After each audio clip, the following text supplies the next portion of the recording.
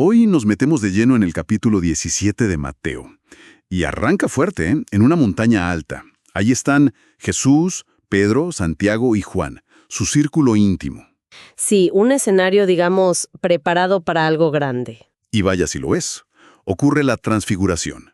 De repente el rostro de Jesús, resplandece como el sol, y su ropa blanca como la luz misma. Imagínate eso. Increíble. Y no están solos, ¿eh? Aparecen Moisés y Elías, nada menos, conversando con él. Moisés y Elías, o sea, la ley y los profetas, ahí, presentes. Exacto. Es un momento de conexión profunda, ¿no? Un puente entre todo el Antiguo Testamento y Jesús. Y Pedro, Pedro es Pedro, ¿no? Se queda tan asombrado que suelta lo primero que se le ocurre. Hagamos 3 refugios. Uno para ti, uno para Moisés, uno para Elías. Es una reacción muy humana, ¿cierto? Como queriendo atrapar ese momento, preservarlo, casi como ponerle un marco. Sí, totalmente. Pero ni siquiera termina de hablar cuando una nube brillante los cubre. Y una voz. Una voz potente desde la nube. Este es mi Hijo amado, en quien me complazco. Escúchenlo.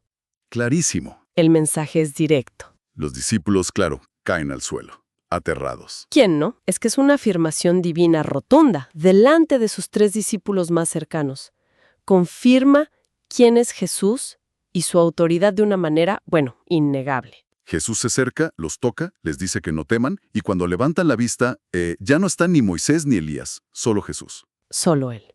La visión ha terminado. Y mientras bajan de la montaña, Jesús les da una orden. No cuente nada de esto. Guarden silencio. Silencio hasta que el Hijo del Hombre resucite de entre los muertos. Una condición muy específica. Esto, claro, les genera una duda a los discípulos, porque los maestros de la ley decían otra cosa, ¿no? Justamente, preguntan, ¿por qué dicen los escribas que Elías tiene que venir primero? Una pregunta lógica según las enseñanzas de la época. Y la respuesta de Jesús es interesante. Sí, confirma que Elías ciertamente viene a restaurar todo. Pero, y aquí está el giro, les dice, pero yo les digo que Elías ya vino. Se refiere a Juan el Bautista. Exactamente. Dice que ya vino, pero no lo reconocieron, sino que hicieron con él todo lo que quisieron. Y añade algo más, algo premonitorio. Anticipa su propio destino. Así es. Dice, así también el Hijo del Hombre padecerá de ellos. Conecta el rechazo y sufrimiento de Juan con el suyo propio. Qué fuerte. Y bajan de la montaña, de esa experiencia tan elevada, y se encuentran de golpe con la realidad, ¿no? Con la multitud. El contraste es brutal. Pasan de la gloria divina a un problema muy terrenal y angustiante. Un padre desesperado se acerca. Su hijo tiene ataques, convulsiones. El texto dice que muchas veces cae en el fuego y otras en el agua. Sí, una descripción terrible. Parece ser epilepsia, quizás con una influencia espiritual oscura. Un demonio, dice el texto.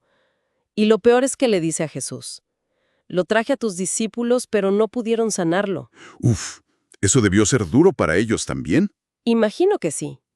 Y la reacción de Jesús es de lamento, ¿no? Dice, oh generación incrédula y perversa, ¿hasta cuándo he de estar con ustedes? ¿Hasta cuándo los he de soportar?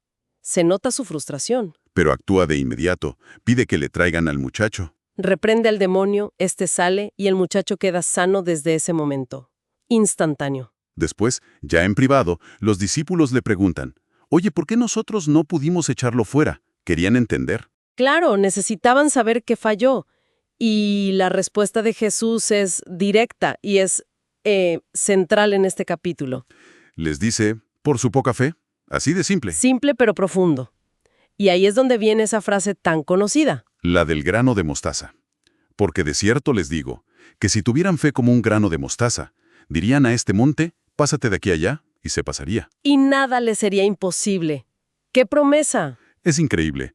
No habla de una fe enorme, sino como un grano de mostaza, que es diminuto. Exacto. El énfasis no está en la cantidad de fe que podamos producir, sino en poner la confianza, aunque sea pequeña, en el poder ilimitado de Dios. Esa fe mínima, conectada a Dios, puede hacer lo imposible. Es un llamado a confiar más allá de lo visible, ¿no? Totalmente. Y poco después, de nuevo en Galilea, Jesús vuelve a hablarles de lo que viene. Sí. Les recuerda su futuro inmediato. Será entregado, lo matarán, pero al tercer día resucitará. Una y otra vez se los dice. Y la reacción de ellos es siempre la misma. Se entristecen muchísimo. Es algo que no logran asimilar todavía. Comprensible. Y el capítulo termina con una situación casi cotidiana, diría yo, en Capernaum. Sí, el tema de los impuestos. Los cobradores del impuesto del templo se acercan a Pedro. Y le preguntan, ¿su maestro no paga el impuesto? Una pregunta práctica. Y Jesús usa esto para enseñar algo más. Le pregunta a Pedro, los reyes de la tierra, ¿de quiénes cobran los tributos o los impuestos? ¿De sus hijos o de los extraños? La respuesta es obvia, de los extraños. Entonces Jesús concluye, luego los hijos están exentos. Técnicamente, como hijo de Dios, él no tendría por qué pagar el impuesto del templo de su padre.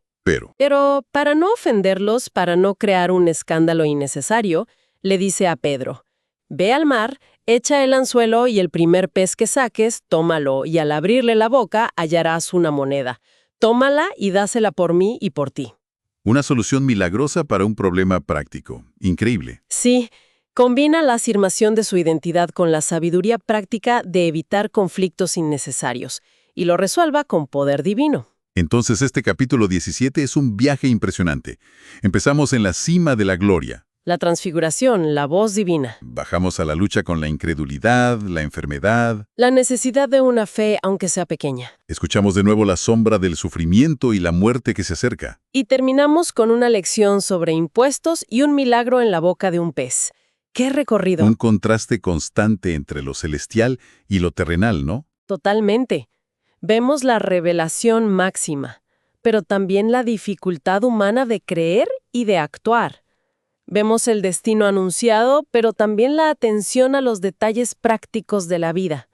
Es un reflejo muy real del camino de la fe. Nos deja pensando, ¿verdad? ¿Cómo navegamos nosotros esos contrastes? Esos momentos de claridad espiritual y luego, bueno, la rutina, los problemas, nuestra propia falta de fe a veces. Exacto. ¿Qué aprendemos de ver a los discípulos pasar de la montaña a la multitud? De escuchar grandes verdades y luego tener que lidiar con un impuesto. Quizás nos dice algo sobre cómo es realmente este camino de seguir aprendiendo y creyendo, ¿no?